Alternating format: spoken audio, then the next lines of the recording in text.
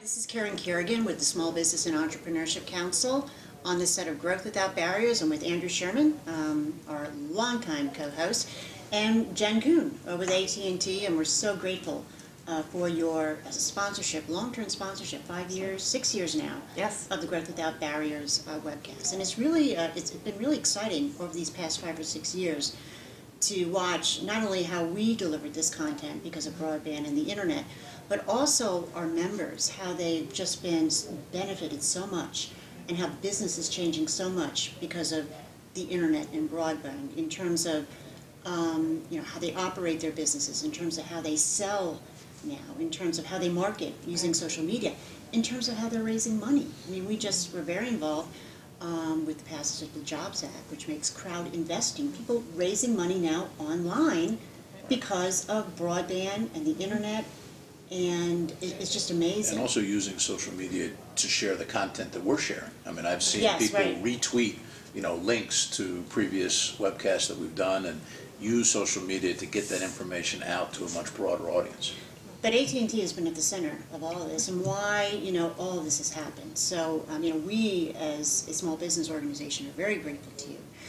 But on top of that, about a week and a half ago, 2 weeks, right after elections, the elections, AT&T had a major announcement that the company is investing $14 billion over 3 years in wireless and wireline in your networks, in terms of your which I just did some quick math. That's 28 times the Powerball proceeds. that's big. I mean, that's 28 times Powerball, which is what everybody seems to be talking about today. So thank you for that. Well, we know this means a lot for small business. We know 1 million new businesses, will have capabilities it didn't have before. So why don't you tell us more about this? Well, actually, I'm excited to say that it is $14 billion. That's correct, but that is on top of the already planned capex. So we are looking at about $22 billion over the next 3 years. So over the next 3 years, $66 billion, and that is going into our wireless and our wireline networks.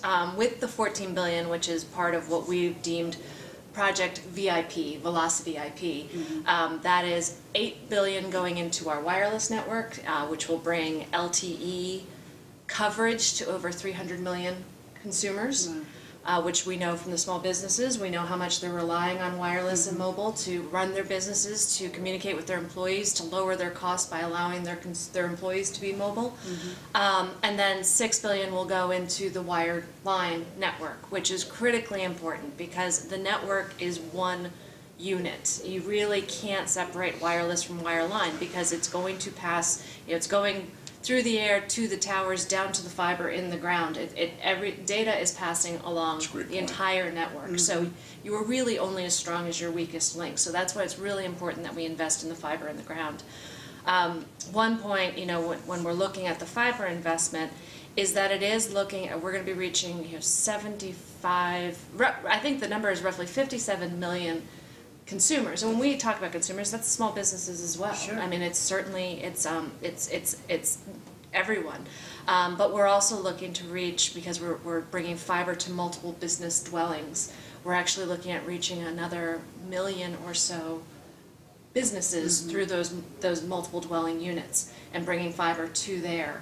And then also today, so many people work out of their homes that the numbers are probably even more significant, in terms of the impact on business. Right, exactly. So this is a 3-year investment, a 3-year commitment that we've made, and we're really excited about it. I think what we see this as, this is a huge enthusiastic endorsement in the future, and how this is going to continue to grow. We see this as being critical for meeting consumer demands. When you look at what's happening out there with the innovations and the technologies and the applications and the different ways that people are using the network, it is just going to get bigger. And when you think about 6 years ago, where we were 6 years ago, I mean, the iPhone had maybe just come out by the time you had your first webcast, and we had no idea. And the first iPhone didn't even have any apps. I mean, and you look at it now, and it is an enterprise device. It is an absolute. You've got people who have the connections that allow them to swipe the credit cards. I mean, it's just it's completely permeated the way we do business and the way we live. Well, what I find exciting too, I mean, you're doing this, and really what continues to be an uncertain, economic environment, but the demand Yes. I think, obviously, requires, that you make this investment, but still you're going above and beyond, which makes AT&T an investment hero. But which I think is really neat too, is the signal it sends to entrepreneurs who are in this ecosystem, the app developers, Right. Those who are really, the entrepreneurs in this whole space, who are going to continue to provide the innovations and the new things. Who knows what will be 6 years from now, right? In terms of the tools and, how this is going to be driving how businesses work and what consumers do and the Karen and I were economy. just talking about, issues of certainty, and, you look at leading economic indicators, you look at what's going on Capitol Hill, and there's so much confusion, right?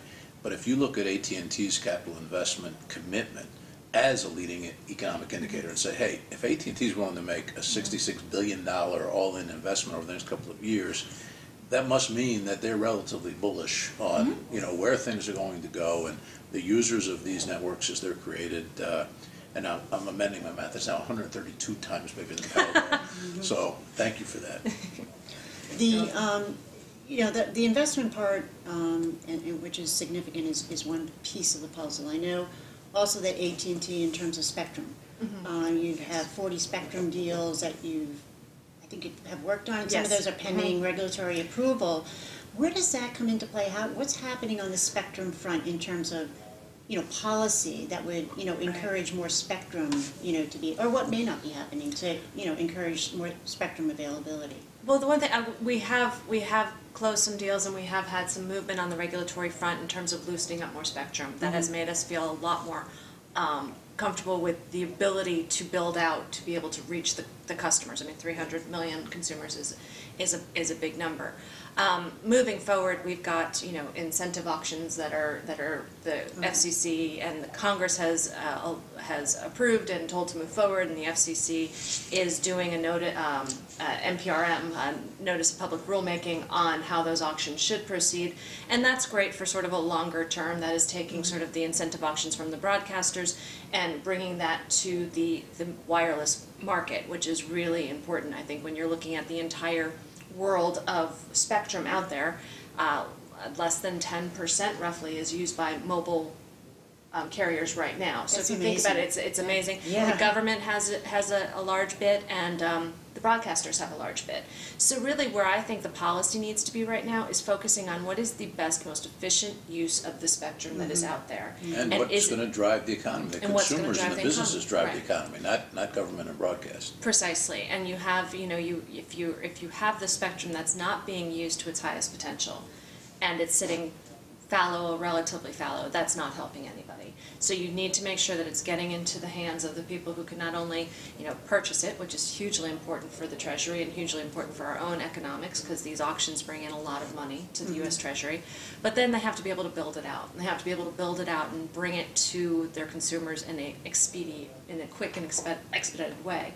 And that's a lot of investment. That's really where the CapEx comes in. That's building the towers, and that's laying the fiber, and that's doing a lot of on the ground investment, which is hugely important and has ramifications throughout the economy. Indeed. Well, what I from a small business perspective, as an organization, we can continue to encourage our members to adopt new technologies, apps, take advantage of what's out there right now. For the tools that they are. Right, but I mean, we're, we don't want to reach a point where we do have, or if we're at it right now, I'm not quite sure, a crunch, the spectrum crunch. I mean, are we at that crunch, or will we be at it in a few years if policy remains the same, or? I'd say we are always walking along the line of the crunch. I mean, I think the Moore's Law, which is we are going to continue to grow exponentially, is really at play here. And so it's always going to be contingent upon us to find more spectrum, to find better, smarter ways of using it and rolling it out, and to find different types of technologies to make the most of the spectrum that we have. I mean, we've got tens of thousands of Wi-Fi hotspots, which are incredibly important for our network management, and the fact that if people are in a Starbucks, allow them to come off the network and use Wi-Fi. That'll ease the congestion. It'll make things better for what we need to process across the network. I think that the incentive auctions are going to, and moving that broadcast spectrum is going to be really important.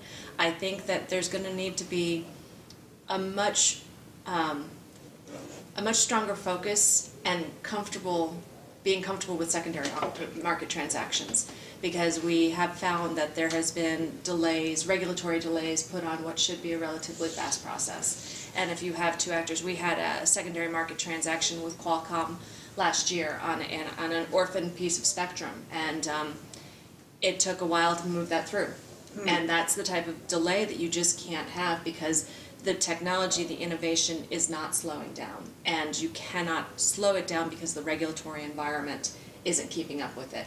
So finding ways to have the regulatory environment promote and incent that investment and that innovation with protecting consumers and doing everything they need to do, but getting out of the way of that innovation and allowing things to happen as quickly as they need to, because no matter how quickly it happens, it will never be quick enough for what our consumers want. Right. It does you no good to have all those applications on your tablet or smartphone if you can't access them, or if they're slow in responding. I mean, that's a waste. So. Well, Jen, thank you so much for joining us today and for that update. We, again, appreciate everything that AT&T does for small business. Absolutely. Thank you very much.